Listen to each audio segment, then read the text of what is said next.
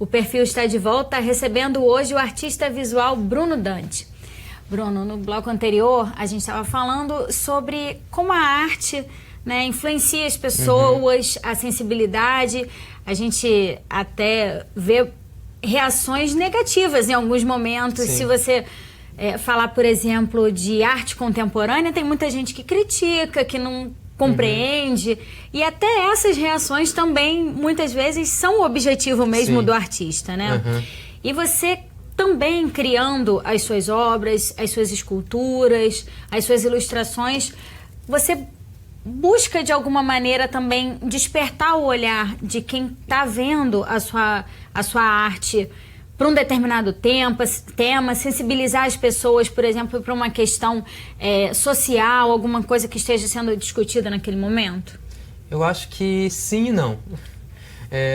Vou explicar por que sim e não. Acho que inicialmente não. Eu acho que eu vou me envolvendo de alguma maneira pelo que eu observo, tento me aproximar de algumas coisas têm um contato um pouco mais, né, mais próximo, o que às vezes é um pouco mais doloroso, que fala de mim como artista também, né? Porque te toca. Sim, e algumas coisas são mais distanciadas, de coisas que eu observo e que não sei se é exatamente trazer a minha versão, mas pode ser também, né? Minha versão biográfica do que eu estou interpretando ali, né? Porque a forma que eu construo é uma interpretação, né? Eu olho pra você e de repente se você falar pra mim, faz um personagem, faz uma boneca, faz uma escultura a partir do meu rosto, é uma interpretação minha, né? Então eu acho que, assim, inicialmente pra mim eu me sinto realmente como uma criança, assim. É um trabalho muito lúdico, talvez por isso meu trabalho tem um caráter muito lúdico também, né? Às vezes fico um pouco implicado com essa palavra, mas eu acho que tem isso, ele desperta uma ludicidade, acho que uma aproximação, a princípio, né? Mas essa deve relação. ter uma diferença entre o trabalho que é, digamos assim, encomendado para você. Ah, sim.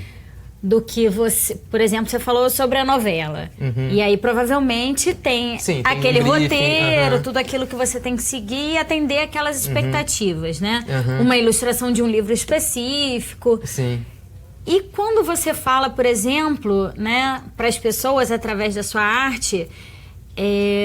retratando refugiados, como a gente pode ver nas suas obras, uma criança que foi baleada, né? Isso foi muito divulgado, uma criança que foi baleada com o uniforme da escola e você retratou esse menino. Por que isso te desperta especificamente o interesse, né, de retratar essas figuras? Eu acho que inicialmente, quando eu falo sim, digo sim e não, acho que é por conta disso. Eu começo meio que brincando, se é que a gente pode brincar disso, né? Porque são coisas que eu acho que são muito são duras. temas difíceis, né? Mas eu acho que em determinado momento chegou uma hora que eu pensei, eu falei, nossa, a gente tem manifestação acontecendo, a gente tem movimentos acontecendo e pessoas ativistas e falando cada vez mais, a internet acontecendo aí também, e eu me sentia nesse lugar que eu falei, como é que eu posso contribuir mais para isso? Se é que é uma contribuição, eu espero que seja, mas é como se fosse no momento já não dava mais para ir para outro lugar, assim, não dá mais para ignorar. Então, de alguma forma falar sobre coisas do que eu tenho presenciado, do que eu tenho visto e retratar isso esteticamente. Então, foi quase uma necessidade de estar aliado a um discurso mesmo, porque eu acho que beleza a gente tem muitas, né? E eu acho que é bom a gente também pensar sobre o que é belo. Eu acho que até esse meu último trabalho é um pouco sobre isso também, que de alguma forma, você se aproxima através do que é bonito, você vê uma escultura que te remete a uma infância e de repente você tem uma crítica ali, através de uma interferência, às vezes não tão delicada, né? Mas acaba levando as pessoas a refletirem, né? Volta a discussão sobre esses temas que marcam, infelizmente, a gente de uma forma negativa, mas que a gente precisa também pensar numa saída, né? Você tem, por exemplo, imagens, né, esculturas sobre crianças carregando pedras, o trabalho infantil. São vários vieses falando de questões sociais muito significativas para o país inteiro, né? Sim, sim. Eu acho que fazer dessa forma é um pouco como eu me sinto representado de alguma maneira. Me sinto próximo do que eu estou fazendo, fiel ao que eu sinto. Então, acho que é um pouco por aí. Eu acho que no trabalho autoral também você tem essa possibilidade, né, de dizer algumas coisas. O que eu gosto muito é que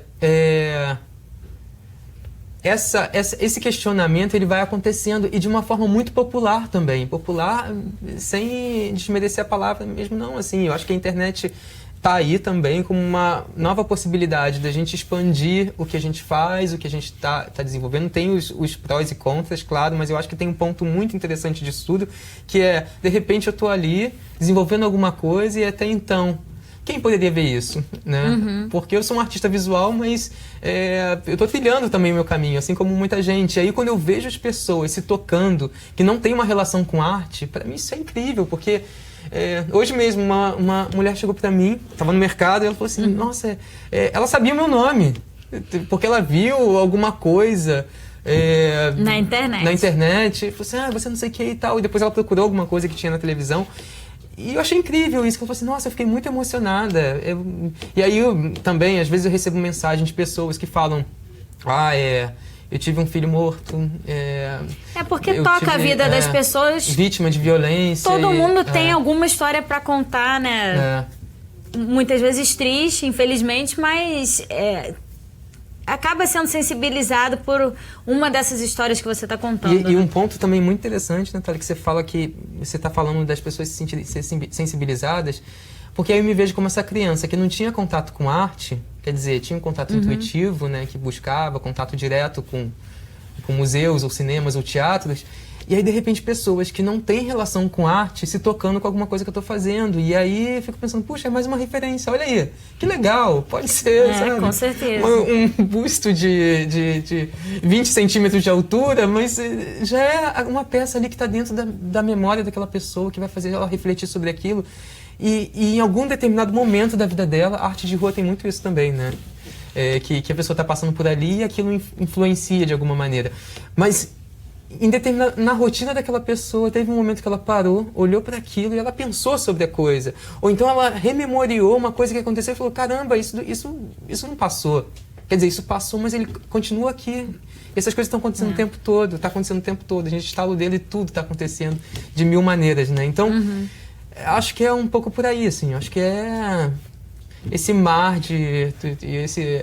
esse tornado de coisas que sempre vão existir, mas que eu acho que a gente vai sempre tentando buscar melhores condições e melhores perspectivas para a gente viver, né? Então, acho que tudo parte de um autoconhecimento também, tudo parte de uma reflexão, de tomar contato com o universo subjetivo, com um pensamento crítico, né? Coisa que a gente não é estimulado muito, né? Quer dizer, não dão muitas vezes algum valor para isso como deveriam, mas eu acho que é muito nem importante. todo mundo consegue ter contato e ter esse estímulo, né? E, Bruno, a gente vê nas suas obras, nas suas esculturas principalmente, como eu citei aqui no início do programa, alguma coisa de realismo que é muito impressionante. A gente tem alguns artistas, né, já bastante conhecidos, que tratam as suas esculturas como hiperrealismo, e na sua obra a gente consegue perceber que tem algumas coisas que você identifica claramente como bonecos e outros que são muito fidedignos, assim, impressionante mesmo a gente observar isso. Como acontece o seu processo de criação, né? Eu digo, fisicamente mesmo falando, os materiais que você utiliza, e o que diferencia se você vai fazer um boneco com cara de boneco ou se você quer mesmo retratar uma pessoa, um animal, seja o que for. Assim, como eu falei, meu olhar é muito estético, né? É na forma. Só que ele se associa à história, ao que está dentro daquela pessoa ou dentro daquele personagem. Eu acho que quando tem algumas... Acho que tem uma similaridade na estética ali do que eu crio, mas principalmente com teatro, isso acontece muito.